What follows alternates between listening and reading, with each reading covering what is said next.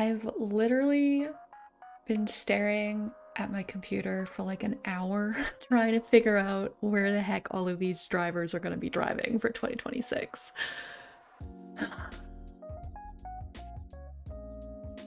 It's the time of year again. The F1 season has yet to start, which means it is still prediction season. I've already done my championship predictions for 2025, but now we need to get to the 2026 driver lineup predictions. Excitingly, we have a new team for 2026 in Cadillac. So I'm going to go through each of the 11 teams and what I think their driver lineup is going to be for 2026.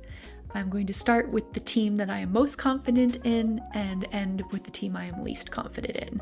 Spoiler alert, it's Cadillac. So let's get started. First up is Ferrari, and I am as confident as you can be that Charles Leclerc and Lewis Hamilton will stay at this team for 2026. I see them working together quite well in 2025. I see both of them wanting to stick around for the new regs. I think Charles has often said that he wants to win with Ferrari more than any other team, and Lewis wouldn't have signed there if he didn't have the same opinion.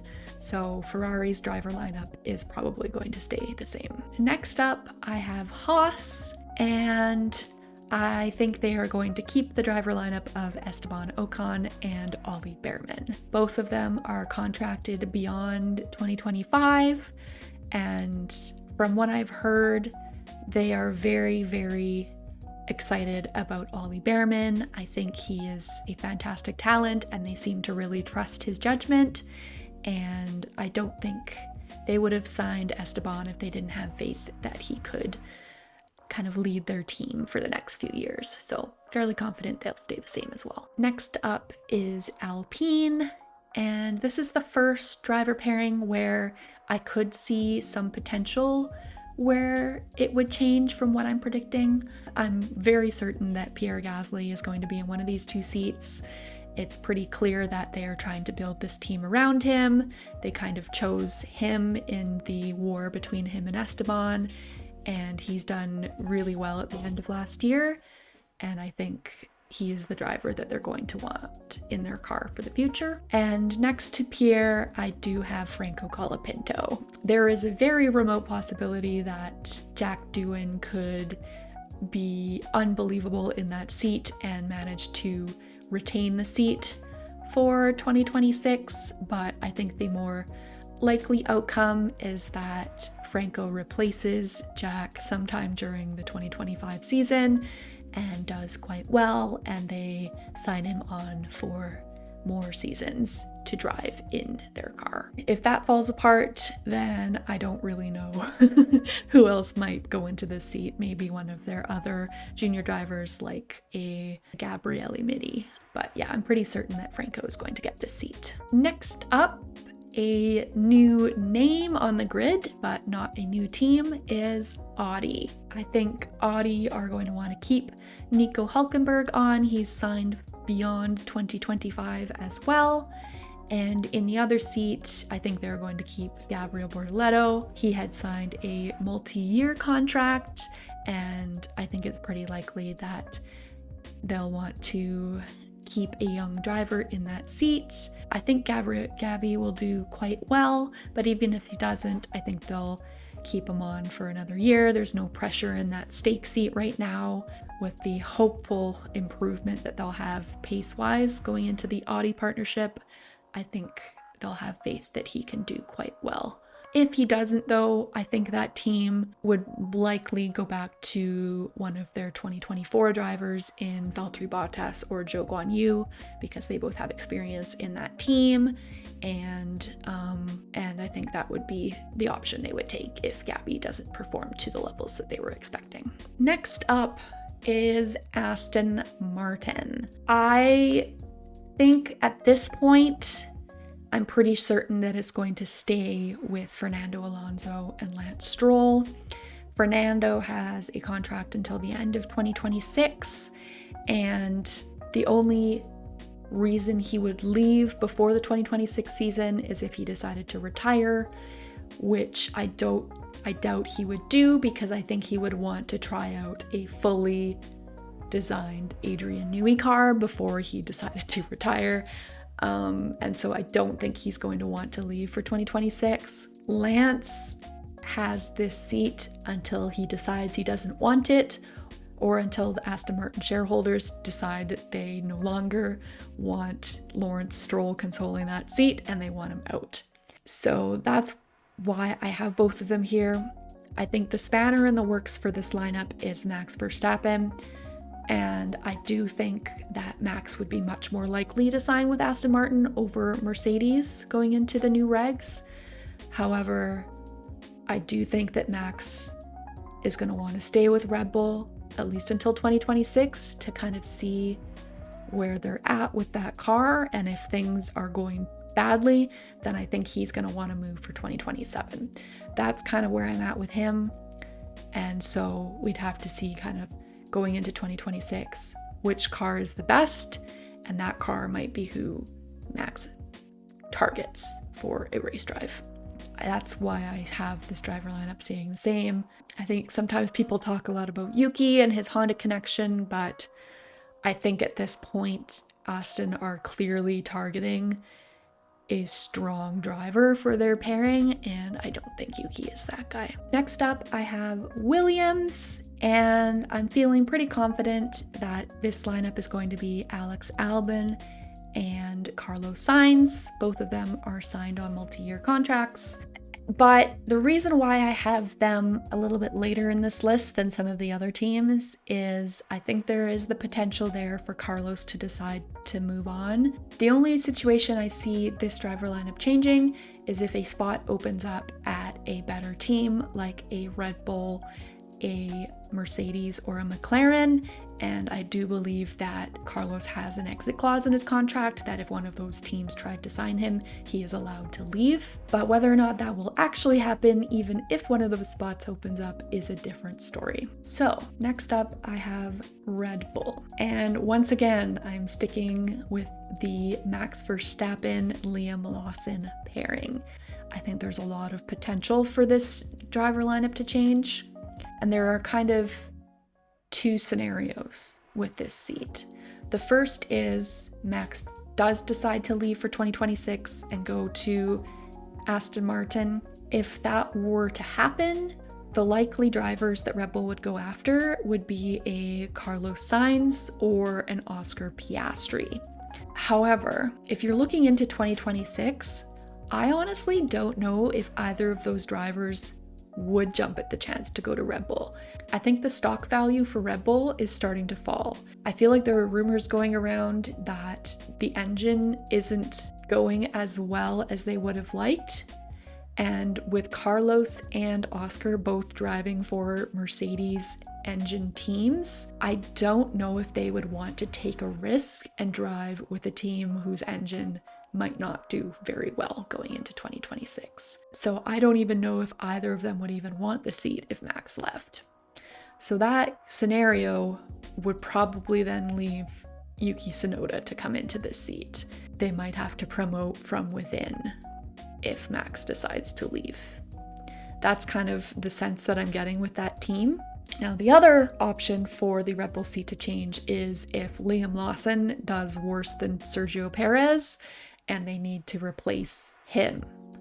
And I think the options there could be, again, going to like an Oscar Piastri if he wants to go against Max. But again, not likely. I think we've seen from this past year that they don't want Carlos in that seat next to Max due to their history. So I think if Liam were to leave, this would likely be the scenario where they would promote Yuki into that seat finally, or they would even give Arvid Lindblad the opportunity right away. But even that doesn't seem likely, and they might just keep Liam on because they don't have faith that they have anyone else available to kind of fill that seat. So I think just the most likely scenario is Max and Liam staying in this seat, but I think there is the potential for this one to change. Next up, I have McLaren, And again, a few scenarios that I could see here that could lead to changes. I am 99.9% sure that Lando would stick around to this team unless Oscar somehow demolishes him. But I just don't think that's likely. I think Lando is their golden boy, and I think they're going to want to keep him on as long as they possibly can. So the potential here for movement is Oscar. And there are a few scenarios here where I think this could be the case. The first one being, as mentioned, him moving to Red Bull. But again, I doubt he would, because I don't think he has faith in the engine that they are developing. So the other thought I had for Oscar, which I think is a bit of a dark horse driver transfer this year, and that's him going to Mercedes. I'm getting the sense around Mercedes, with them pushing for Max to come join them, that they're looking to change up their driver pairing. And them chasing Max kind of happened before the Kimi Antonelli signing happened, so it's kind of unsure whether that would have been to take that seat beside George. But there is also the potential that Toto's looking for someone to replace George. I think Toto really likes Kimi, really likes his talent, and I think he's going to want to nurture his talent. I think Toto clearly wants Max in that seat, but I think Max is far more likely to choose Aston Martin over Mercedes. I don't think Max likes Toto very much, and unless that car is far superior in 2026, I don't think Max would sign there. So that would be a question for 2027. But both of the drivers at Mercedes are leaving for 2026, and so there is a huge potential opportunity here for Mercedes to change their driver pairing. So the question comes down to, do Mercedes rate George Russell or Oscar Piastri higher? I think how the 2025 season plays out could have a huge influence on that assessment. And I think if Mercedes were to say, hey Oscar, we want to sign you for 2026, I do think that Oscar is the type to want to jump at that opportunity. So that's why I think there is a potential for Oscar to leave McLaren for a Mercedes. Do I think that this is likely? Give it like a 25% chance. But if it does happen, then I think we could get a massive set of musical chairs. I think if Oscar left, potential drivers that could come into McLaren would be either Carlos Sainz, who they really trust, know will work well alongside Lando. I think if Carlos had his way, he probably would have picked to go back to McLaren. Carlos really enjoyed his time there. I think he has a lot of faith in the people there. And I think that might be the only team that Carlos would leave Williams for. And we kind of saw last year that Mercedes didn't want to go with Carlos, because Carlos was looking around for a team. They had an open spot at Mercedes, but they went with Kimi over Carlos. So I think that kind of shows you what their opinion of Carlos is. So I think McLaren would be the only team that Carlos would consider leaving Williams for. The other potential at McLaren is if Oscar goes to Mercedes, that means that it's likely, in my opinion, George Russell who would be leaving, and so they might just basically do a driver swap and have George in that McLaren instead. But I do think that Carlos would be the more likely option here. And then if Carlos left Williams, then that would mean George would probably go into that Williams seat, as he was their driver in the past, and it looks like Williams are looking for a stronger driver pairing moving into the future. So that's kind of a potential scenario that I considered, but it seems like Lando and Oscar get along quite well, and unless it gets very contentious there, I think that driver pairing is going to stay the same. But yeah, just keep an eye out for that, because I do think that Oscar going to Mercedes is a potential scenario that could happen. And then speaking of Mercedes, I think from all of that mentioned kerfuffle, the potential for Max to come here, for the potential for Oscar to go there, those are both things that could happen, but I think it's pretty likely that this is going to stay as George and Kimi. going into the new set of engine regs. A lot of this lineup kind of also depends on how Kimi does against George. If we see that pairing kind of develop like a Max and Daniel kind of pairing, where you have this hotshot rookie who's starting to like take over and gain control of the team and qualify better than the more experienced guy, then I think we could see the potential for George wanting to leave. But I think the difference here is I think Mercedes going into an engine reg change is probably the place that you want to be. And so I don't see George wanting to leave this team. So I think it'll come from Mercedes if they want to make a change here. So yeah, I think it's still the most likely scenario that this stays George and Kimi. But yeah, keep that Oscar situation in mind. I think that has potential. Okay. Now we're finally getting to a team where I am feeling very, very unsure about what's going to happen, and that is Racing Bulls. I think I'm more confident that one of the two seats is going to go to Red Bull's next hotshot up-and-coming driver, and that is Arvid Lindblad. He's going to be racing in F2 this year, and I've just heard a lot of hype around him, so I'm fairly certain that he's going to get one of these two seats, and I think there's even a potential that he might replace one of the seats within 2025. So the question with Racing Bulls is who's going to be in that seat next to him, and I think I've landed on it being Yuki. Even though going into 2026, Red Bull's no longer going to have that Honda connection, I do think that next to a driver like Arvid, they're going to want someone with experience, and they're going to want Yuki to kind of be the Pierre Gasly. So I think that is the more likely scenario. I think if Isaac does well in 2025, I think he could potentially stay on there, but I don't know. There's just something about Isaac that I don't fully trust. And I think he's kind of just being a bit of a stopgap in the middle here. But if he does really well, then maybe he'll stay over Yuki. But I think Yuki's been in long enough. I think people seem to really like Yuki. And as long as Yuki outperforms Isaac, I think they'll want to keep him on next to Arvid. So finally, Cadillac. And it's just so tough to know what they are wanting in a driver. But I am feeling fairly confident that one of the two drivers is going to be Sergio Perez. Sergio is going to be out of F1 for a year. I think he's looking for a way back. And I think the biggest thing is Sergio comes with so much sponsorship money and a lot of a fan base in North America. And I think that is the target audience for this Cadillac team.